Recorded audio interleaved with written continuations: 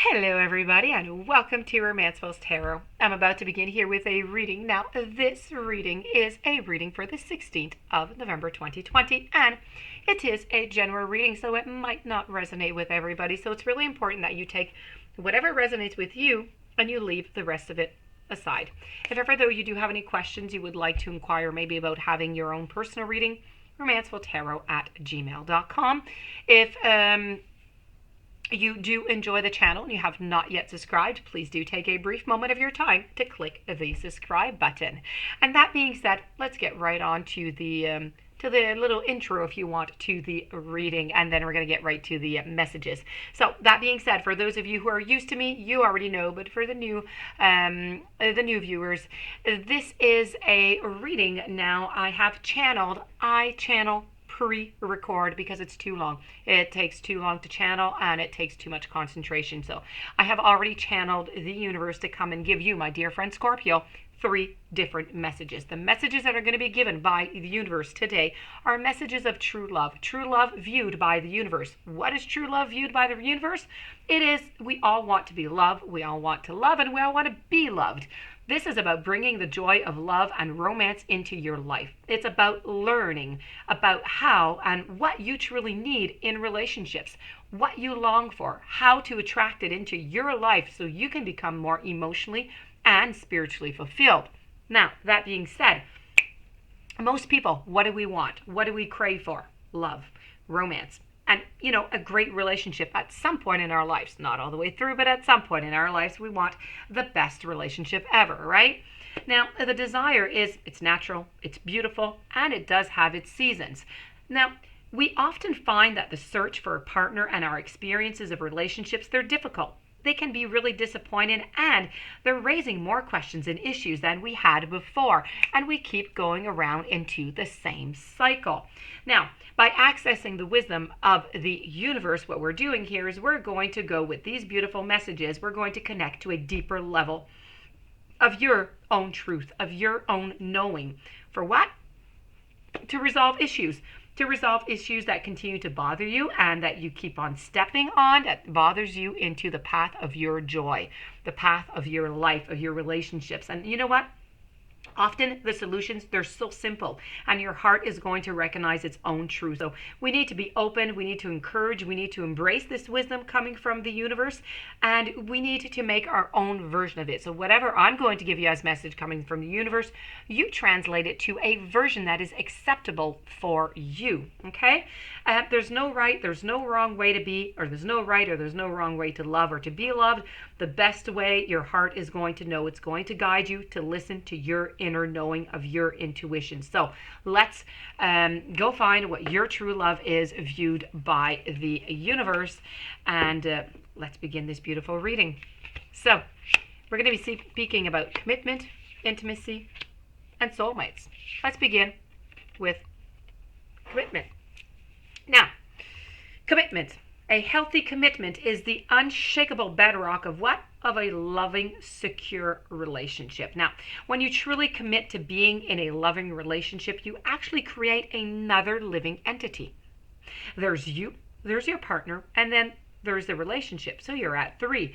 You will have a commitment to yourself, commitment to your partner, and commitments to the relationship. All 3 of these elements will need ongoing love. They will need attention. They will need nurturing.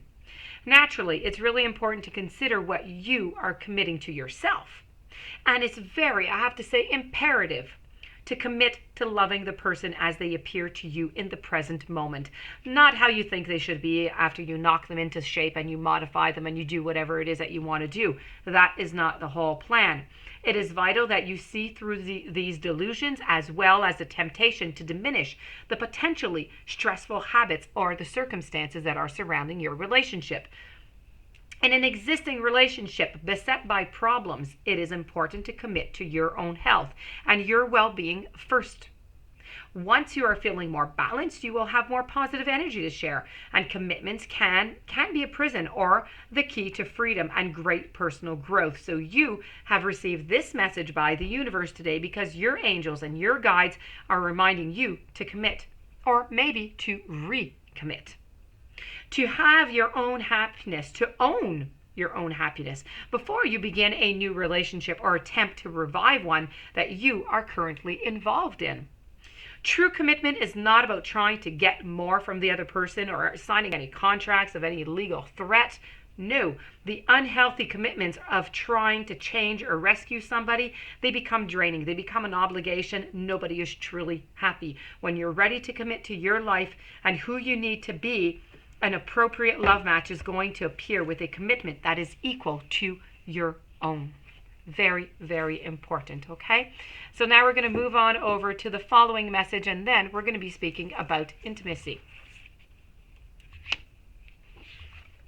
And voila. So, intimacy here.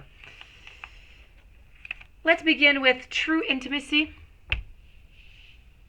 occurs when you reveal the tender, innocent, and idealistic side of yourself. You need to be open to its loving influences in your life. True intimacy is it's a beautiful energy, and it's going to transform your relationships. Now, emotional and spiritual intimacies are the key to a deeper interpersonal connection.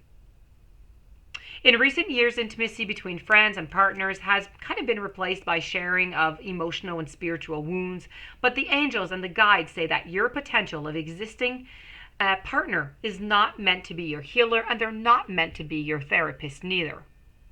In fact, there's a tendency to bring your past hurts and disappointments into conversations with your loved ones. They can actually keep them alive or unconsciously make your partner feel responsible for fixing you and fixing your problems. Now, those matters are best dealt with somebody who is quite objective or a caring professional, not with your partner. The kind of intimacy your heart truly desires shows up when you and your partner reveal the innocent, the tender, the idealistic, and the creative sides of yourself to one another. These parts of your personality are often playful, they're cheeky, irreverent, childlike, and you know what? Plain joyful. They are not concerned about what the neighbors think. And of course, intimacy can include sharing your secret fears with your partner also, but do so in a way that makes it clear that you are simply revealing an intimate truth about yourself rather than burdening your beloved by your concerns. Intimacy can also include, of course, physical closeness. It could be also, though, but physical closeness on a different level. So we're talking here about it could be a massage, it could be feeding one another, it could be washing or styling the hair, it could be placing a blanket over your partner when they just fell asleep. Just tiny little thoughts, little images like that. And these are some of the most profound, intimate moments, and they happen where there is no conversation and just at all, and everything. The beautiful connection is enhanced by a glorious sunset. It could be a bird onto a branch, okay? It's just the tiny little things is what I'm trying to say is what makes the biggest impact. So, you received this message today because your soul is longing for you to understand how real intimacy arises and how to make yourself available to its loving influences, but from now on.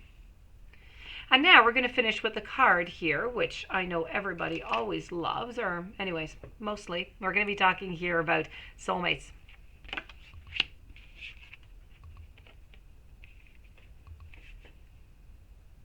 The key to, sometimes people wonder, how do I know if this is she or he is my soulmate? Well, the key is to be yourself. That's it. Be wholly and fully yourself. It's the only way to attract a true soulmate relationship. It's the only one. A soulmate relationship is going to contain everything you want and everything you need. You are going to experience a beautiful sense of connectedness, of mutuality with this person, and may even feel like you've known that person before. I know, it sounds great. It sounds just like a movie, doesn't it? But, so, how do you attract that kind of relationship, or how can you be sure that your partner right now, your current partner, is your soulmate? The most direct and effective way is to attract your soulmate is to just be yourself. Really, nothing else. No pretenses, behaviors, attitudes that aren't your truth, that aren't your personal vibration. They automatically shift and you become a beacon of the kind of mate that you long to spend your life with. But now the same is true for an existing relationship. If you're harboring any doubts about the relationship, Well, and you aren't sure if your partner is your soulmate, then just be yourself. Start by considering where you have not been completely authentic with your partner up until now and start making some gentle changements, gradual adjustments, improvements. Communicate your realizations as best as you can and give your partner credit for trying to understand. But you need to make your changes at a pace that allows you both a reasonable amount of time to embrace your new way of being. Over time, you're going to discover if it's accepted or not. So you're going to discover if he or she is your soulmate or not. So, it may take a little bit longer to attract your true soulmate than expected, maybe, but that is going to be time well spent. And if your current relationship ends as a result of your truth of who you truly are, then you've created an opportunity in your life for the relationship that you have always desired. So both situations are going to require some commitment, some courage, and a willingness to be honest with yourself. So, that being said, my dear friend Scorpio, this does conclude your beautiful reading from the universe on true love and romance. I hope you're going to apply this into your relationships and it will help you balance everything out. It will help you find that true love that is good for you. That being said, if you do have any questions or you would like a reading, you know where to contact me. Please don't forget to subscribe to the channel. Have yourself a wonderful day. Thank you for being there. Many blessings, and I will see you tomorrow with another message.